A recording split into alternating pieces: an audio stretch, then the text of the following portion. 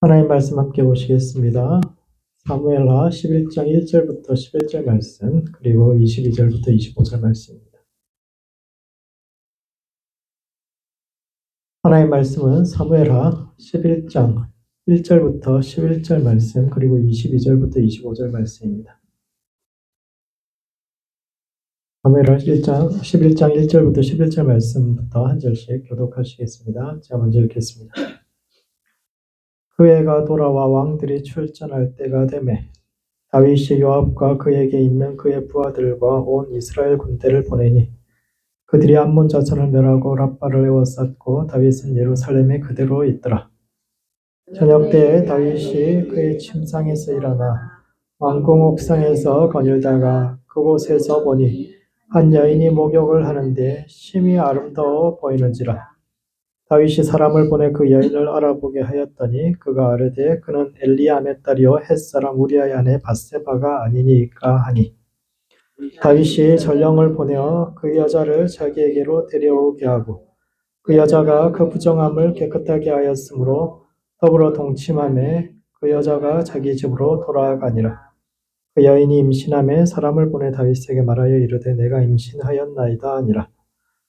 다윗이 요압에게 기별하여 햇사람 우리아를 내게 보내라 하매 요압이 우리아를 다윗에게로 보내니 우리아가 다윗에게 이르매 다윗이 요압의 안부와 군사의 안부와 싸움이 어떠했는지를 묻고 그가 또 우리아에게 이르되 내 집으로 내려가서 발을 씻으라 하니 우리아가 왕궁에서 나가매 왕의 음식물이 뒤따라가니라.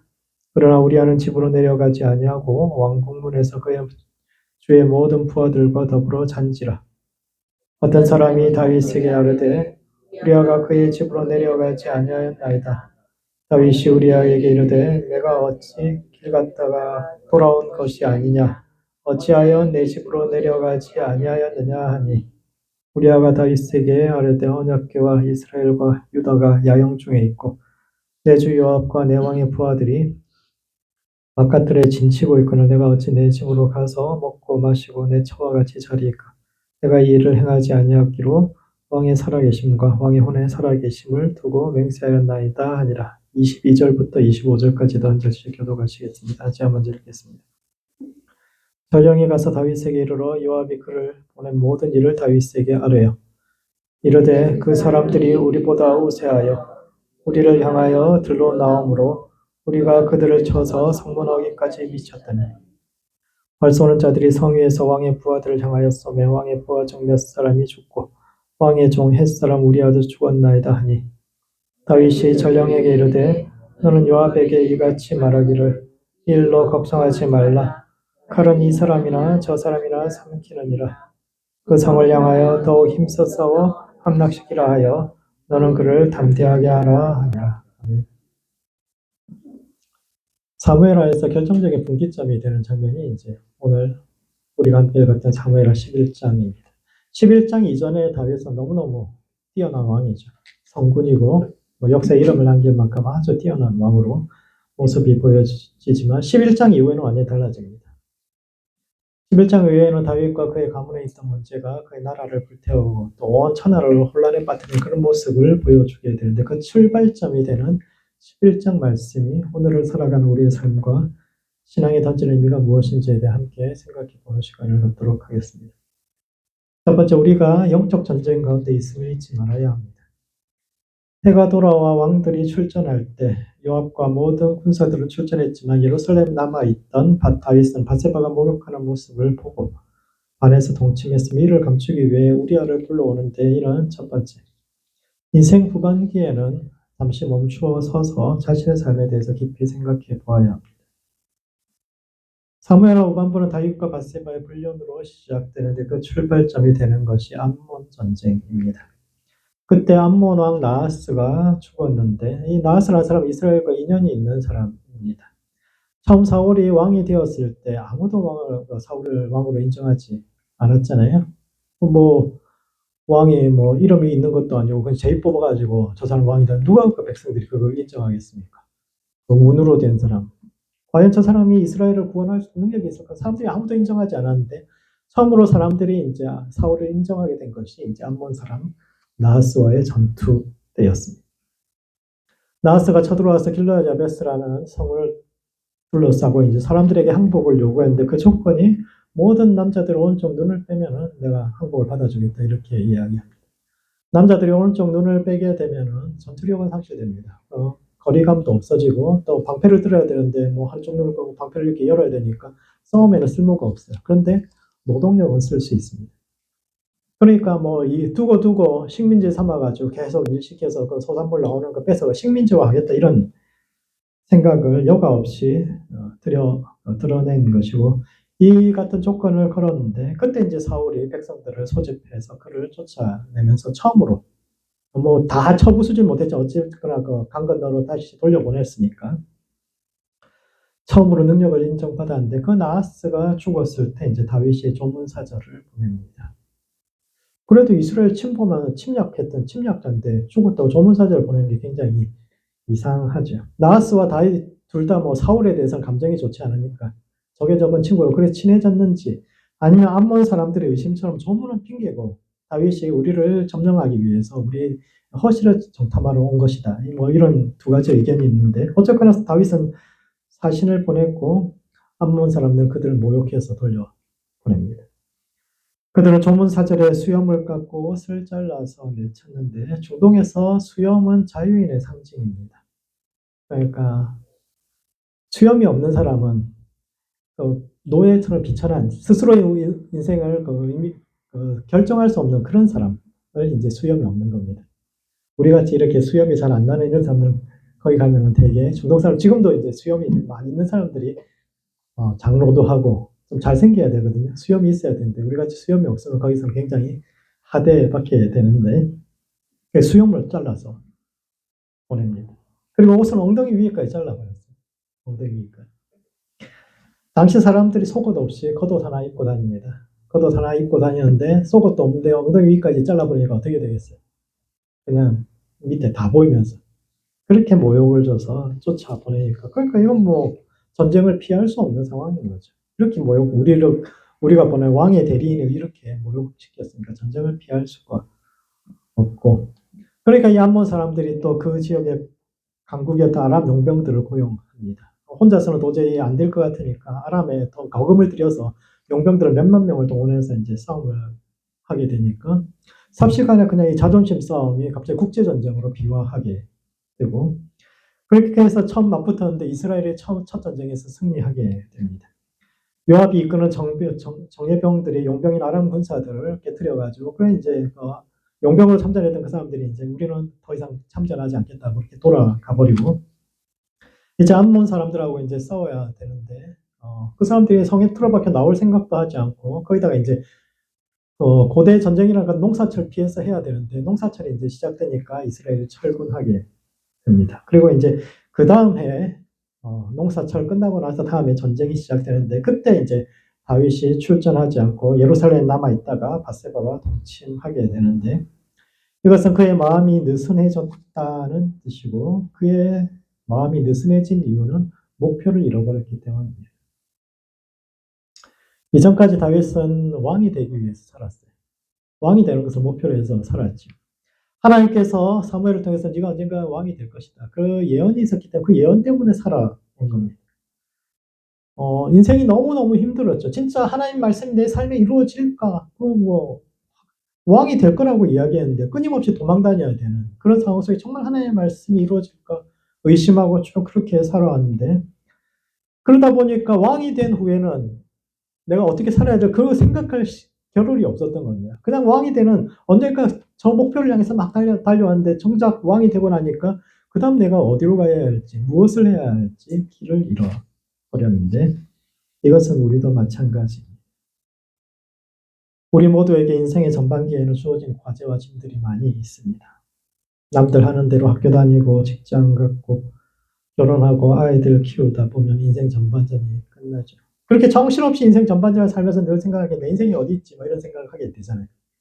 누군가의 아내와 누군가의 남편으로서 자식 키우면서 누구 아버지로 그걸 하면서 내 인생이 점점 사라져가면서 내 인생이 이렇게 끝나나 나는 내 인생을 살고 싶다. 내 인생이 뭘까 쭉 생각을 하는데 정작 애들 떠나고 나면은 그 다음에 진짜 자기 인생을 살 그게 된, 내 인생을 살고 싶다 거기서 멈춰 있고 정말 내 인생이 무엇인가 해서 깊이 생각해보지 않으면 다윗과 같은 한계에 부딪힐 수 있는 왕이 되었는데 이제 내가 할 수 있는 건 무엇이든 할 준비가 되어 있는데 그 다음 내가 뭘 해야 될까 생각이 없으니까 그냥 길을 잃어버렸는데 그때 자기 열정이 무엇인지를 생각해봐요. 김창옥 씨라는 분이 TV에서 이제 강연하시는 것을 봤는데 그분이 그런 이야기를 합니다. 인생에는 세 가지 단계가 있는데 첫 번째 열정기라고 이야기합니다. 그때는 사람에 대해서건 일에 대해서건 어떤 것을 보면 막 굉장히 열정적으로 되는 시간, 불타오르는 시간인데 이때 사람들이 착각하는 것은 언제까지나 그 열정이 계속될 것이라고 착각한다고 합니다. 내가 이 사람에 대해서 언제까지나 사랑할 것 같고 내가 이 일을 너무너무 계속적으로 그런 열정기가 있는데 그런데 그 착각이 지나고 얼마 시간이 지나지 않아서 그 열정이 식는 시간이 오는데 그 시간을 권태기라고 이야기한다고요. 권태기라는 것은 과거에 나를 그렇게 불타오르게 했던 것들이 더 이상 그렇게 그게 그렇게 중요한가 이렇게 생각이 되는 시간이 사람에 대해서 가정에 대해서 그런 게 권태기가 아니라 과거의 나를 열정이 타오르게 하고 불타오르게 그런 것들이 더 이상 시들시들해지는 시간이 이제 권태기인데 사람들이 또 하나 착각하는 것이 그 권태기도 또 영원할 것이다 라고 사람들이 착각한다고 합니다. 나는 이제 세상 살 만큼 살았고 인생에 경험할 만큼 경험했기 때문에 더 이상 나는 세상에 날 불타오르게 하는 것이 있을까? 그래서 권태기는 그 사람들이 과거 열정기에 그렇게 이제 계속 불타오를 것이다 이렇게 생각한 것처럼 권태기는 더 이상 불타오르지 않을 것이다 생각하는데 그 시기가 지나면 성숙기가 와서 또 불타오르게 된다고 이야기합니다. 젊은 시절에 그때처럼 아니지만 숯불처럼 은은하지만 자기 안에서 끊임없이 자기 길을 찾은 사람들 안에는 자기 안에서 뭔가 해야 되는 그 끊임없이 자기 안에 타오르는 은은한 잔불같이 그러나 꺼지지 않는 그 열정이 자기를 이끌어가는 성숙기로 이끌게 되는데 이와 같이 자기 안에 있는 열정, 내가 정말 해야 하는 것이 무엇인가를 생각해요. 다윗이 왕이 되었을 때 그냥 왕이 되는 것으로 끝나는 것이 아니라 정말 하나님께서 나를 통해서 하시고 싶은 일이 무엇인가 그것에 대한 깊은 자기 인생에 대한 깊은 성찰을 하지 않으면 누구든지 다윗처럼 무너질 수 있습니다. 두 번째, 그래서 스스로를 의심해야 합니다. 왜 다윗은 밧세바와 훈련에 빠졌을까요? 어떤 사람들은 밧세바가 다윗을 유혹하기 위해서 야외에서 목욕을 했다고 주장하지만 원래 옛날에 야외 실내 목욕장이 없어요. 옛날에 여러분 집에서 실내 샤워장이 있는 집이 있었습니까? 3, 40년 전에 어렸을 때 없잖아요. 대부분 그때 어디서 목욕하셨습니까? 냇가에서 씻거나 아니면 우물에서 씻었어요. 그래서 이제 보통 여자들은 깜깜해지면 저녁에 밤에 우물 곁에서 이제 그렇게 씻었기 때문에 해가 지는 저녁부터 무렵부터 이스라엘에서 높은 곳에 있는 집 사람들이 낮은 곳을 쳐다보는 것 자체가 금기입니다. 그러면 안 돼요. 그런데 다윗이 그렇게 그 금기를 범한 것이 오히려 사람이 얼마나 유혹에 약한 존재인지를 보여줍니다. 11장 이전에 다윗은 원칙을 따른 굉장히 정의로운 인물이죠. 다윗은 한마디로 하자면 정의로운 인물입니다. 원칙적인 인물. 다윗은 여러 번 사울을 죽일 기회가 있었음에도 불구하고 죽이지 않았죠. 그가 만약에 편법을 따라 살았다면 훨씬 빨리 성공할 수 있었어요. 그런 원칙을 지켰기 때문에 아주 먼 길을 돌아왔던 그런 사람인데 그런 다윗이 단 한 번 밧세바의 사건에서는 다르게 행동했는데 왜냐하면 잘못된 불을 추구했기 때문입니다. 삶의 모든 것이 시들어진 권태기에 나타난 저 밧세바가 자신의 꺼져버린 불을 다시 피워주는 것 같았거든요. 자기는 이제 더 이상 어떤 것도 나를 불태울 수 없을 거라고 생각했는데 그 여자를 보니까 막 마음속에 꺼져 있던 불이 피어나고 그러니까 저 여자가 그 불꽃인가 생각을 하게 되는 건데 이와 같이 많은 사람들이 권태기에 잘못된 불을 추구하다가 스스로를 불태워 버리게 되는데 왜냐하면 그 시기가 자기 연민에 잘 빠지는 시기이기 때문입니다. 나이 들수록 사람들이 자기 연민에 빠집니다. 내가 잘못하긴 했지만 그것은 내가 과거에 하도 고생을 많이 해서 그렇다고. 그 험난한 길을 지나오면서 성격이 좀 모나게 되고 약간 문제가 있는데 그건 어쩔 수 없는. 내 지나온 길을 생각해 보면은 뭐 이 정도면 뭐 괜찮은 거지. 이것은 다른 사람들이 받아줘야 하는데 그러지 못해서 문제가 생긴다고 생각하기 때문이고. 그런 사람들의 특징이 싫은 소리가 많아진다는 것. 싫은 소리 듣는 것이 점점 싫어지고 참지 못하게. 그게 이제 잘못된 불에 빠진 사람들의 특징. 바세바가 임신했다는 소식을 들었을 때 전쟁터에 있던 우리아를 불러서 공을 취하고 가서 집에 가서 자라고 했는데 우리아가 그렇게 해서 자기 잘못을 덮으려고 했는데 우리아가 뭐 엉뚱한 소리를 하지. 아니 내 동료들하고 뭐 상관들과 다 고생하고 있는데 내가 어떻게 가서 편안하게 부인과 잠을 자고 나 절대 그럴 수 없다 이렇게 이야기하니까 이 말이 다윗의 너무너무 듣기 싫은 소리. 죄를 짓지 않았다면 이 말이 너무너무 감동적인 이야기였을 거예요. 옳은 소리, 입 바른 소리 너무너무 감동적인 말이었을 텐데 죄 짓고 나니까 자기 연민에 빠지고 나니까 잘못된 불에 빠지고 나니까 이야기가 너무너무 듣기 싫은 거예요. 젊은 시절에는 누군가가 우리를 비판해도 나를 고쳐야지. 그래서 더 나은 생각하는데 자기 연민에 빠지고 나이 들고 권태기에서 또 다른 잘못된 불에 빠지게 되면 그 올바른 소리가 그냥 듣기 싫은 소리가 되는 겁니다. 너네가 나를 이해해야지. 그런 점에서 우리는 지금 듣기 싫은 말을 들을 때 어떻게 반응하고 있는지 스스로 돌아봐야 하는데 그러므로 뒤를 돌아보지 말고 계속 앞으로 가야 합니다. 지금 우리는 여전히 스스로를 의심하면서 하나님 앞에 바로 서기 위해서 노력하고 있습니다. 하나님 앞에 바로 서는데 가장 걸림돌이 되는 것은 다른 어떤 누구도 아니고 우리 자신의 내면일 수 있는데 우리 자신을 그렇게 젊은 시절처럼 철저하게 쳐다보면서 하나님 앞에서 나를 바로 세우기 위해서 노력하면서 그렇게 나아가고 있습니까? 아니면 지나간 길을 돌아보면서 그 힘겨웠던 과거를 헤쳐나오는 자신을 안쓰러워하고 자꾸자꾸 스스로에게 관대해지는 중입니까? 주님 앞에 닿는 그날까지 지나온 길과 이룬 것들을 모두 잊어버리고 날마다 우리 앞에 있는 표들을 보고 걸어갈 수 있는 모든 성도들 되시기 바랍니다. 두 번째, 바른 기준을 세워가야 합니다. 그래서 결국 이제 우리아를 죽이죠. 전쟁터에 가장 강한 적이 있는 곳에 우리아를 앞세워서 죽여라. 이 명령을 했고, 그래서 이제 결국 우리아가 죽었다라고 그 전령이 보고를 하는데 이에 대해서 다윗이 했던 말이 칼은 이 사람 저 사람을 가리지 않는다. 라고 답했는데 이것은 첫 번째, 사람의 무게를 가볍게 생각할 때 실패가 시작됩니다. 그 시대의 다윗은 나가는 싸움마다 승리한 한 번도 패배하지 않았던 대단한 장군이었죠. 그런데 그가 그렇게 성공할 수 있었던 원동력은 그를 위해서 목숨 바칠 수 있는 부하들이 많이 있었기 때문입니다. 하루는 그가 고향 베들레헴을 공략하면서 성문 곁 우물물이 그렇게 시원한데 그 물 한 모금 마셨으면 좋겠다. 이렇게 지나가는 이야기를 했더니 3명이 뛰쳐나갔어요. 화살비를 쏟아지는 그 적진을 뚫고 지나가서 그 물을 떠와요. 이거 마시라고. 미친 짓이죠. 그 물 한 그릇이 뭐라고. 그 다윗 지나가면 물 한 모금 먹이게 하려고. 그렇게 목숨 걸고 뛰어나간 사람들이 어디 있습니까? 다윗의 지나가는 말도 흘려듣지 않고 그의 말이라면 무엇이든지 이루어 주려고 하는 사람들이 그 옆에 많이 있었기 때문에 승리할 수 있었는데 왜 이 사람들은 그렇게 다윗을 사랑했을까? 이 사람들이 다윗을 만났던 곳이 아둘람인데 그때 다윗이 만났던 사람들이 환난당한 자, 빚진 자, 마음이 원통한 자들이라고 이야기해요. 이건 땅을 잃어버린 유민이라는 뜻입니다.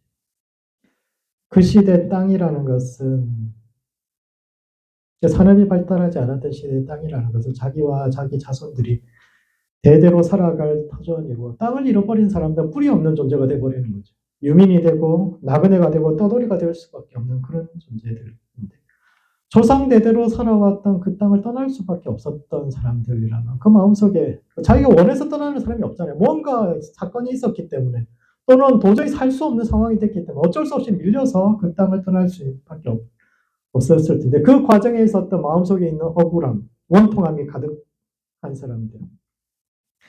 세상에서 밀리고 밀려서 아둘람이 저 사막 끝에 있는 도시인데 그곳까지 왔던 사람들이 다윗의 평생의 친구가 되고 그를 위해서라면 목숨을 아끼지 않는, 원래 상처 많은 사람들이 누군가를 위해서 자기를 바치지 않았죠. 철저히 자기를 보호하려고 하는데 그런 사람들이 다윗을 위해서라면 목숨을 아끼지 않는 사람이 되었다라는 것은 성경에 나와 있지는 않지만 다윗이 먼저 자기를 그들을 위해서, 다윗이 먼저 그 사람들을 위해서 목숨 걸고 싸워줬기, 그 사람들은 무슨 일이 있으면 그렇게 해준 사람이기 때문에 그랬을 가능성이 크죠. 우리 역사에서 다윗과 가장 비슷한 사람이 누구일까 생각해 본 적이 있는데 저는 이순신 장군이라고 생각을 합니다. 이순신 장군도 전쟁에서 한 번도 패배하지 않았는데 그분의 승리의 비결을 사람들은 뭐 거북선이나 화포 때문이라고 생각하는데 다른 장군들도 다 거북선 갖고 있고 화포 가지고 있었지만 대패합니다. 그런데 이순신은 한 번도 패배하지 않았죠. 그 비결이 뭔가 사람들이 이야기할 때 한 가지 이야기하는 것이 있습니다. 그것이 바로 애민정신. 이순신 장군은 노비 한 사람 한 사람에게 다 이름을 지어준 것으로 유명한 분입니다. 대개 전쟁이 나면은 백성들을 동원하고 그때 노비들에게도 이제 기회를 부여합니다. 전쟁이 나서 공을 세우면 면천시켜주기로 국가가 약속을 하죠. 그래서 이순신 장군도 노비들 다 모아놓고 그 사람들이 이야기합니다. 공을 세우면은 너희들은 자유다라고 이야기를 하는데 공을 세우기를 기다리지 않고 한 사람 한 사람한테 이름을 지어줍니다. 아직 공을 세우지 못했지만 나라를 위해서 싸우다가 죽으면 무덤 앞에 세워줄 이름이 있어야 되는데 그 사람들 이름이 없거든요. 노비들이 이름이 없습니다. 개똥이, 갑바치, 자기들이 하는 일이나 별명이나 이런 걸로 불리는 사람들 앞에 이순신 장군이 한 사람 한 사람에게 이름을 붙여주죠. 대부분의 사람들에게 이름은 너무 당연한 것이지만 평생을 이름 없이 살던 사람들에게 자기의 이름을 하나하나 지어줬다라는 것은 사람다운 대접을 처음으로 받아보는 것이요. 그것이 누군가에게는 목숨을 걸고 싸울 이유가 된 다윗이 그런 사람입니다. 다윗은 백성들이 그의 말이라는 불구덩이 속이라도 뛰어들 정도의 절대적인 충성을 바쳤던 사람인데 이는 그만큼 다윗도 자기 자신을 아끼지 않고 백성을 위해서 살았던 사람이라는 뜻인데 그런 그가 우리아의 죽음 앞에서 칼은 이 사람 저 사람을 가리지 않는다고. 사람은 언젠가는 죽기 마련이고 한 사람 한 사람의 죽음에 대해서 너무 마음 두지 말라고 이야기하는데 이곳에서부터 문제가 시작됩니다. 승승장구하던 사람들의 인생이 꺾이기 시작하는 순간이 그 사람의 내면에서 다른 사람들에 대한 감사가 사라질 때입니다. 지도자의 마음에서 함께하는 사람들의 수고와 희생이 당연해지고 그것을 가볍게 여기기 시작할 때 보이지 않는 곳에서 공동체는 무너져 내리기 시작하는데 문제는 외적인 성공과 내적인 실패가 교차하는 시간이 있다. 내적으로 실패하는데 밖으로 성공할 수 있습니다. 하나님께서 사울을 버리신 후에도 이 비슷한 사건이 사울 이야기에도 나와요. 하나님께서 사울을 버리신 이후에도 그는 20년 넘게 승승장구합니다. 사울의 내면은 병들어가고 썩어가고 있었지만 외적으로는 한 번도 실패하지 않고 계속적으로 성공. 차라리 하는 일이 잘 풀리지 않고 실패가 거듭되었다면 자기 인생을 돌아볼 계기가 되었을 겁니다. 내적 실패가 다시 외적으로 계속 성공하니까 그런 기회를 갖지 못했고 그런 점에서 인생에 문제가 있는 것은 여전히 하나님께서 우리를 사랑하시기 때문일 수 있으며 따라서 모든 것이 잘 풀릴 때는 오히려 모든 것이 잘 풀릴 때 내가 정말 하나님 앞에 제대로 서 있는 것인지를 질문해 보아야 합니다. 마지막으로 우리의 내면과 세상의 운명은 밀접하게 연관되어 있습니다. 사무엘서는 이스라엘에서 왕정이 세워져 가는 과정을 기록한 책으로서 사무엘과 사울, 다윗에 일어난 3대의 이야기를 담고 있는데 사무엘서 저자가 궁극적으로 하고 싶은 이야기를 모아놓은 것이 11장, 사무엘하 11장부터 20장까지의 내용입니다. 이 사이에 나오는 중요한 사건은 11장의 다윗과 밧세바의 불륜 사건, 그리고 13장의 암논의 다말 겁탈 사건, 그리고 15장의 압살롬의 반역과 20장 세바의 반역인데 이 이야기를 연결하는 하나의 흐름을 보면은 이렇게 되어 있습니다. 다윗의 내면에서 마음에서부터 시작된 문제가 그의 가정 안에서 문제를 일으키기 시작하고 나아가 나라를 혼란하게 하며 최종적으로는 온 천하의 문제를 일으켰다라는 것인데 이것이 사무엘서가 기록된 사무엘서가 정말 이 역사를 통해서 하고 싶은 이야기가 뭐냐면 우리의 마음에서 시작된 그 문제가 가정과 나라와 온 천하를 향해서 움직이게 돼. 이것이 서로 분리된 것이 아니라 우리 마음에서부터 하나님을 추구하는 것을 멈추면 안 된다라는 것을 이야기하고 싶은 겁니다. 유교 사상을 집대성한 책이 대학이라는 책인데 사람들이 공부해야 할 순서와 방향을 제시하고 있는데 그 순서가 경물치지, 성의정신, 수신제가, 치우, 평천하. 근데 이게 사무엘서가 이야기하고자 하는 바와 똑같습니다. 다윗의 마음에 문제가 생기니까 우리가 공부를 해야 유교에서 우리가 마음을 공부를 해야 되는 게 뭐냐면 이제 우리 마음을 다스려서 그 다음에 가정을 다스리고 그리고 나라를 평안케 한 다음에 온 천하를 질서 위에 세우는 그런 것인데 사무엘서에서도 다윗의 마음에 문제가 생기니까 가정에서도 문제가 생기고 그 문제가 점점점 커져서 나라와 천하가 혼란에 휩싸인다고 이야기하는데 정말 현실이 그렇습니까? 여러분 이 이론과 다르게 진짜 현실을 바라보시면 수신제가 한다고 치국평천하 잘합니까? 그리고 현실적으로 나라를 잘 다스리고 경영을 잘하는 사람들은 착한 사람들 아니잖아요. 그렇지 않습니까? 좀 뭔가 못되고 독하고 사람들 몰아붙이고 수신제가 한 사람들, 인격적으로 훌륭한 사람들이 나라 잘 못 다스려요. 오히려 좀 더 뭔가 문제가 있고 뭐 실리콘밸리에서도 잘 나가는 기업들 경영자들 보면은 뭐 가관이잖아요. 그 사람들 너무 인격적으로 좀 문제가 있는 그런 사람들이 진짜 회사도 잘 다스리고 성장하고 좀 그렇지 않습니까? 세상은 수신제가 치국평천하가 아닙니다. 오히려 나쁜 사람들이 치국평천하 더 잘하는 것이 현실입니다. 그런 점에서 다윗의 불륜과 그의 자식들이 왕위를 놓고 싸운 거 무슨 상관이 있습니까? 사무엘서 기자는 다윗의 마음에 문제가 생기니까 그 가정에서 그런 문제가 생겼다 이야기하는데 냉정하게 살펴보면 암논과 압살롬의 싸움은 차기 왕위를 가지고 그냥 왕자들끼리 싸운 왕자의 난. 그건 뭐 피할 수 없는 것인데. 그리고 자식들이 마음대로 안 되잖아요.